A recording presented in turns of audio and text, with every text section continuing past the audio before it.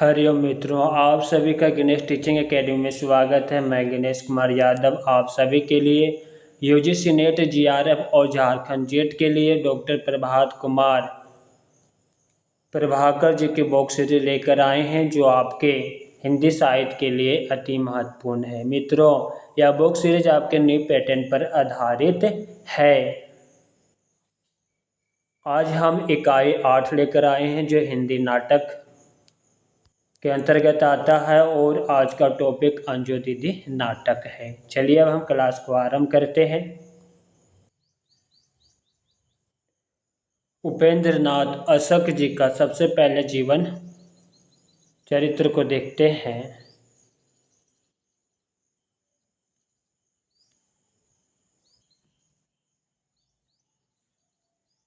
उपेंद्र नाथ अशक का जन्म 14 सितंबर 1910 ईस्वी जालंधर के कल्लोवानी मोहल्ले में हुआ था। अशक जी के पिता का नाम माधोराम तथा माता का नाम श्रीमती बसंती देवी है।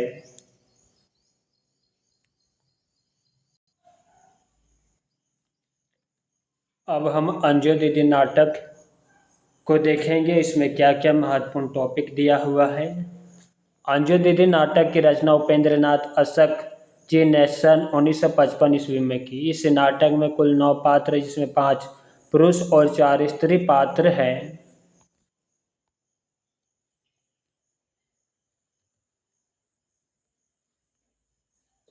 अंजू दीदी नाटक के मुख्य पात्र अंजू दीदी, श्रीपत, ओमी, वकील साहब, अनीमा, राजू, नीरज, मुन्नी, रघु।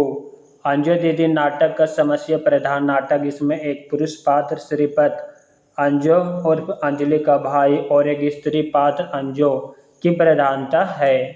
अंजू के परिवार में उसका पति इंद्र नारायण, वकील साहब, 11 वर्षीय पुत्र नीरज, घर के नौकर मुन्नी और रघु है।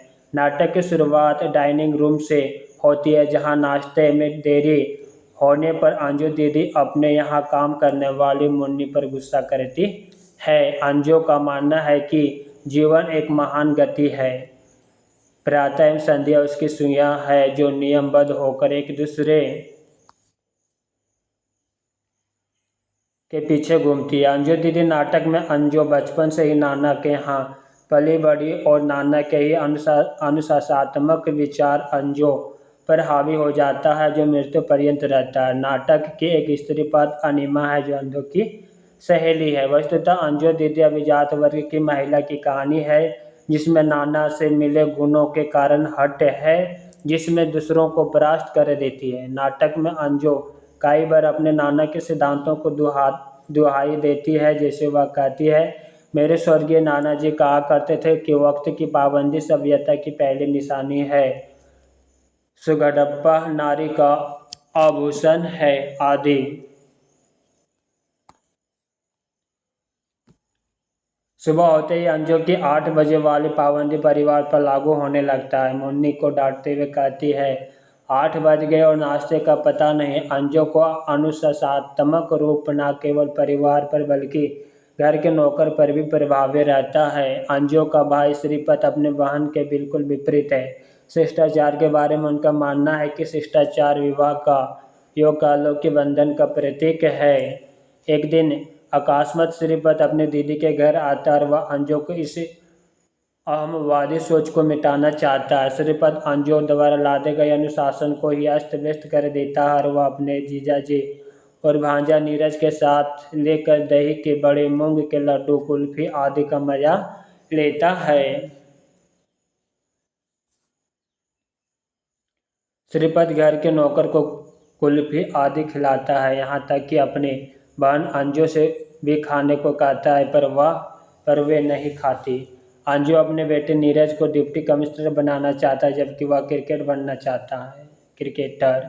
श्रीपत अपने भांजे नीरज के क्रिकेट बनने का ख्वाहिश का समर्थन करते हुए उसे 2 घंटे की जगह 6 घंटे क्रिकेट खेलने की सलाह देता है। श्रीपत के कहने पर उसके जीजाजी इंद्र नारायण दिलकाश होटल में खूब शराब पीता है। अंजू को अपने पति के शराब पीने की आदत बर्दाश्त नहीं होती और वह जहर खाकर आत्महत्या कर लेती है। प्रथम अंक का यहीं समापन हो जाता है।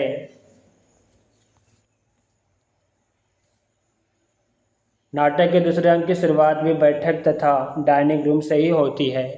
अंजू अब नहीं रही, किंतु उसका प्रभाव अब भी घर पर ओमी नीरज की पत्नी के रूप में देखने को मिलता है। नीरज अपनी माँ के उसूल के बिल्कुल प्रतिक्रिया स्वरूप रहता है। वह अपने मामा श्रीपत की तरह स्वच्छंद प्रवृत्ति का हो जाता है। नीरज ना तो डिप्टी कमिश्नर बन पाता और ना ही क्रिकेटर का कप्तान, बल्कि वह सिटी मजिस्ट्रेट बनकर रह जाता है। नीरज का पुत्र नीलम को क्रिकेट का कप्तान बनाना चाहता है और उसकी पत्नी ओमी उसे ICS बनाना चाहता है, लेकिन स्वयं नीलम कवि बनना चाहता है। श्रीपद 20 वर्षों बाद अंजू के मरने के 5 वर्ष बाद फिर अपने स्वर्गीय दीदी के घर आता है और अंजू की आत्महत्या करने पर कहता है कि वह सख्त मॉडरेट सन की थी। वह नीरज के पुत्र नीलम को कवि बनने की सलाह देता है, जैसे कभी उसके बाप को क्रिकेटर कप्तान बनने की सलाह दी थी। अंजू का पति वकील से जज बन गए। अब उनका जीवन भी संयत हो चला था। वस्तुतः जीते जी तो अंजू जो ना कर सकी वह मरने के बाद दिखा दी। नाटक के अंत में श्रीपत अपने जीजा से कहता है कि अंजू दिल के दौरे से नहीं मरी थी, बल्कि जहर खाकर मरी थी और उसने यह सब उनकी शराब की आदत छुड़ाने के लिए किया था।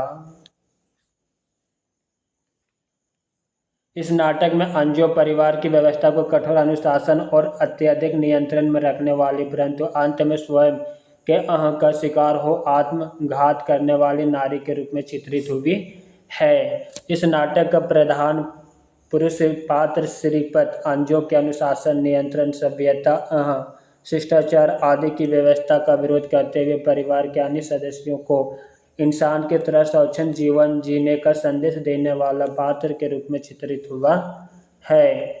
वस्तुतः इस नाटक में अंजू दीदी और श्रीपत अपने अपने प्रयत्नों में रहते हैं। अंजू मरकर भी अपने हुकूमत का वातावरण छोड़ जाती है और श्रीपत इस परिवार में बार बार उपस्थित होकर अपने स्वच्छंदतावादी विचारों से उस दम घोटू वातावरण को तोड़ देता है। अंजू दीदी नाटक में अंजू और श्रीपत के बीच परस्पर विरोधी विचारों का संघर्ष ही कथा वस्तु का केंद्र है। अंजू दीदी नाटक के महत्वपूर्ण संवाद प्रथम अंक से देखते हैं। स्वर्गीय नाना जो कहा करते थे, समय निष्ठा सभ्यता की पहली निशानी है। अंजू के कथन। स्वर्गीय नाना जी कहा करते थे, सुगडप्पा नारी का आभूषण और सदाचार पुरुष का। अंजू का कथन। अपने घर को तुमने घड़ी सा बना रखा है, सब मानो उसके पुर्जे हैं। अनिमा का कथन। जीवन स्वयं एक महान घड़ी है, प्रातः संध्या उसकी सुइयां है, नियमबद्ध एक दूसरे के पीछे घूमती रहती है। अंजलि का कथन। विवाह की कल्पना में जो आनंद है वह विवाह में कहाँ। श्रीपत का कथन। वकील तो यौवन का प्रतीक है और जज बुढ़ापा का। श्रीपत का कथन। भारी बजम में राज की बात कह दी, बड़ा बेअदब हूँ, सजा चाहता हूँ। श्रीपत गुनगुनाते हुए। शिष्टाचार विवाह का यो कह लो कि बंधन का प्रतीक है। उधर आपका विवाह हुआ, इधर आपके गले में शिष्टाचार का जुआ पड़ा। श्रीपत का कथन। मेरे विचार में आचार व्यवहार के सभी नियम उपनियम विवाहित लोगों के अधेड़ दिमागों की उपज है। श्रीपत का कथन। लट उलझी सुलझा जा रे बालम, अपने हाथ लगा जा रे बालम। श्रीपत का कथन। ना काम के ना काज के 2.5 सेर अनाज के। अंजलि का कथन। या दस्तूरे जम्बाबंदी है कैसा तेरी महफिल में, यहाँ तो बात करने के तरसती है जवाब मेरी। श्रीपत का कथन। उम्मीद तो बन जाती है, तास्किन तो हो जाती है, वादा ना का करते वादा तो किया होता। श्रीपत का कथन। नाकामे तमन्ना दिल इस सोच में रहता है, यो होता तो क्या होता, यो होता तो क्या होता। श्रीपत का कथन। स्वर्गीय नाना जी कहा करते थे, नींद न आए तो भी खाना खाने के बाद कुछ देर लेटना चाहिए। अंजलि का कथन। मेरे घर में ब्रेक का क्या काम, मेरे घर इस घड़ी की भांति चलेगा निरंतर सांझ सवेरे। अंजलि का कथन। घड़ी टूट गई, रघु शायद महीने से ज़्यादा चाबी दे दी। अंजलि का कथन। घर के भाग्य का पता जैसे देहली से चलता है, वैसे ही मालिकों की संस्कृति का मान नौकरों की सभ्यता से होती है। अंजलि का कथन। उपेंद्र नाथ अशक के बारे में विद्वानों की राय।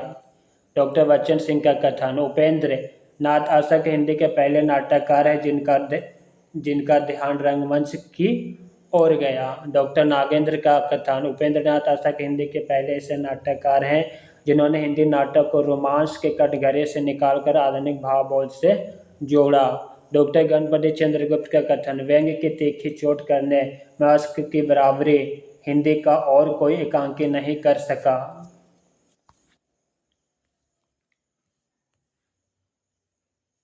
कपिल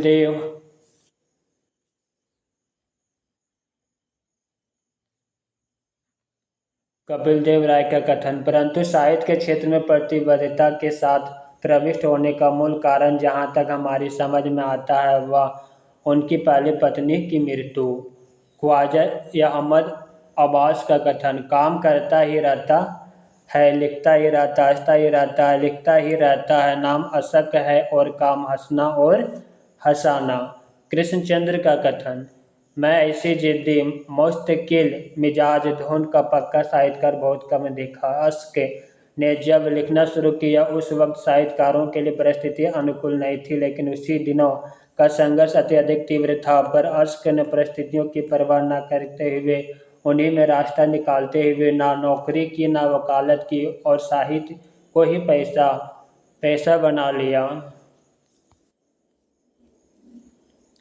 डॉक्टर भैरव प्रसाद गुप्त का कथन। अशक के व्यक्तित्व को एकादा संस्मरण में उतार देना मुझे कठिन दिखाई देता है। अपने सारी रोचकता, नाटकीयता और फक्कड़पन का बहुरूपियेपन तथा खुलेपन के लिए हुए भी उनका व्यक्तित्व इतना विषम, इतना गहरा, इतना विरल, इतना गंभीर तथा इतना ठोस है कि एक दो नहीं 150 संस्करणों के बल पर भी उनकी एक काम चलाव तस्वीर उतार लेना कठिन है। मित्रों, आज की क्लास यहीं पे समाप्त करते हैं। क्लास कैसा लगा कमेंट बॉक्स में अवश्य लिखिएगा। साथ ही अपने मित्रों को शेयर करना मत भूलिएगा। नेक्स्ट क्लास में मन्नू भंडारी जी के नाटक लेकर आ रहा हूँ। हरिओम।